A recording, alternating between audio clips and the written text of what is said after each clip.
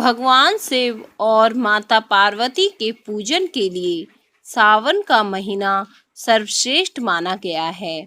इस पूरे महीने भगवान शिव की विधि विधान से पूजा की जाती है। बहुत कम लोग जानते हैं कि सावन के सोमवार के बराबर ही मंगलवार का महत्व है। कहा जाता है कि सावन के मंगलवार को मंगला गौरी व्रत किया जाता है। ऐसा करने से वैवाहिक जीवन से जुड़ी समस्याएं खत्म होती हैं और संतान सुख की प्राप्ति होती है। मंगला गौरी व्रत को ज्यादातर सुहागनें रखती हैं। इस व्रत को रखने से सुहागिनों को अखंड सौभाग्य की प्राप्ति होती है। इसके साथ ही पति को दीर्घ आयु का आशीर्वाद प्राप्त होता है। इस व्रत को शुरू करने के बाद कम से कम 5 व्रत रखे जाते हैं। हर साल सावन में 4 या 5 मंगलवार पड़ते हैं। सावन के आखिरी मंगला गौरी व्रत का उद्यापन करने का विधान है। इस व्रत में एक ही समय अन्न ग्रहण करके पूरे दिन मां पार्वती की आराधना की जाती है। मंगला गौरी व्रत पूजा के दौरान सभी वस्तुएं 16 की संख्या में होनी चाहिए।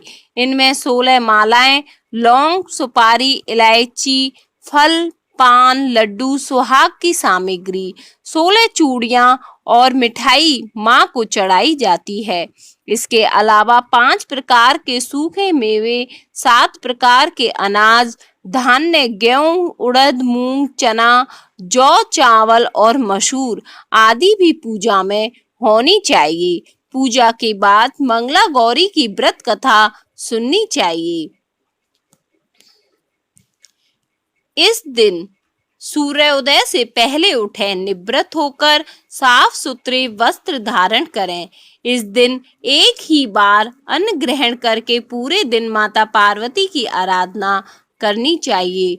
चौकी पर लाल कपड़ा बिछाकर मां मंगला यानी माता पार्वती की प्रतिमा स्थापित करें। अब विधि विधान से माता पार्वती की पूजा करें।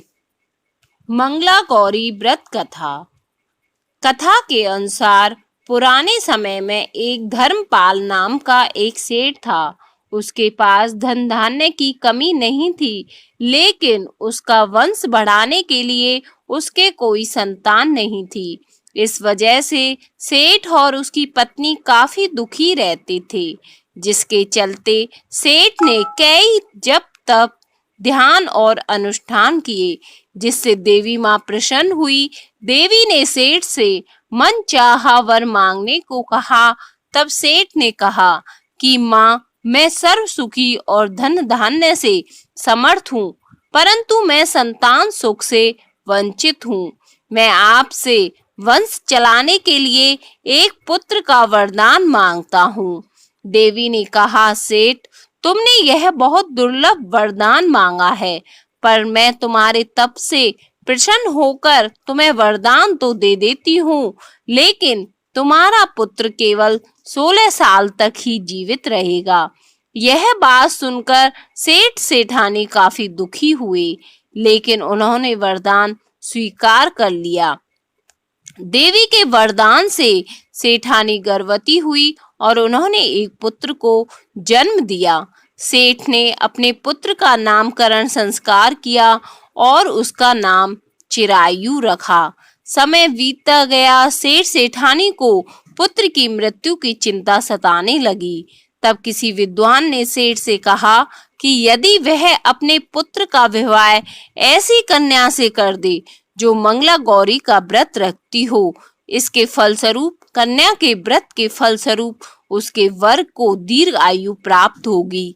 सेठ ने विद्वान की बात मानकर अपने पुत्र का विवाह ऐसी कन्या से ही किया जो मंगला गौरी का विधि पूर्वक व्रत रखती थी।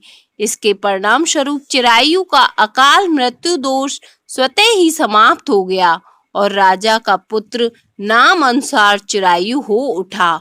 इस तरह जो भी स्त्री या कुंवारी कन्या पूरे श्रद्धा भाव से मां मंगला गौरी का व्रत रखती है, उनकी सभी मनोकामना पूर्ण होती हैं और उनके पति को दीर्घायु प्राप्त होती है।